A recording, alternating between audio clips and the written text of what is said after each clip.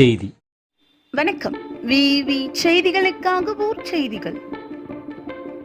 பொதுமக்களுக்கு வழங்கக்கூடிய பொங்கல் பரிசு தொகுப்புடன் ரூபாய் 1000 வழங்கிடவும் மற்றும் பல்வேறு கோரிக்கைகளை வலியுறுத்தி திமுக அரசை கண்டித்து தேமுதிக சார்பில் கண்டன ஆர்ப்பாட்டம் நடைபெற்றது.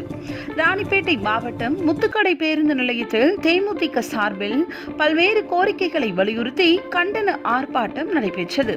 முன்னாள் சோளிங்க சட்டமன்ற உறுப்பினரும் தேமுதிக ராணிப்பேட்டை மாவட்ட கழக செயலாளருமான PR மனோகரன் தலைமையில் நடைபெற்ற இந்த ஆர்ப்பாட்டத்தில் தமிழக அரசு பொங்கல் பரிசு தொகுப்புடன் ரூபாய் 1000 பணத்தை பொதுமக்களுக்கு வழங்க வேண்டும் என்றும், அண்ணா பல்கலைக்கழக மாணவியின் பாலியல் வன்கொடுமையை கண்டித்தும், பெண்கள் மற்றும் மாணவிகளுக்கு உரிய பாதுகாப்பு வழங்க வேண்டும் என்றும், மழை வெள்ளத்தில் பாதிக்கப்பட்ட பொதுமக்கள் மற்றும் விவசாயிகளுக்கு உடனடியாக நிவாரணம் வழங்க வேண்டும் என்றும் உள்ளிட்ட பல்வேறு கோரிக்கைகளை வலியுறுத்தி தேமுதிக சார்பில் கண்டன ஆர்ப்பாட்டம் நடைபெற்றது.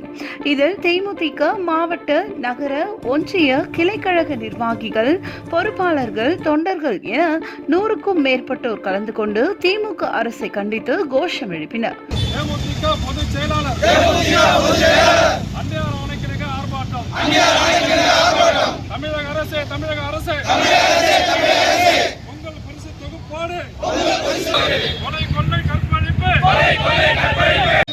தொகுப்போடு 1000 ரூபாயை கொடுத்திடு.